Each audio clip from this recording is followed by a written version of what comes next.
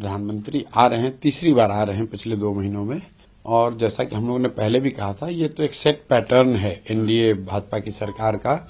जहां पर भी चुनाव होता है वहां प्रधानमंत्री सरकारी दौरे के तौर पर वहां आते हैं और पॉलिटिकल प्रचार करते हैं। बिहार में भी वो हो रहा है। हम लोगों ने मधुबनी में देखा, पूरे बिहार से पंचायती राज से चुने हुए लोगों को सरकारी खर्चे पर मधुबनी में जुटाया गया।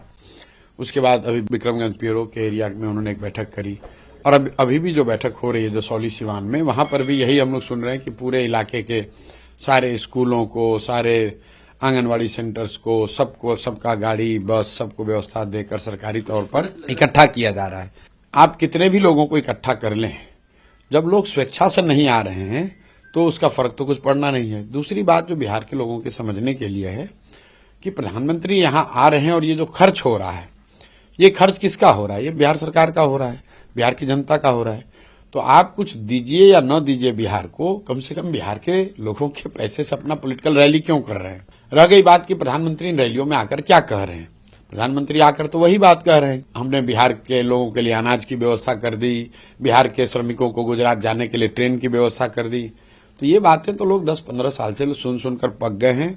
लोग तो ये जानना चाहते हैं कि प्रधानमंत्री बोले कि बिहार में पलायन कब रुकेगा।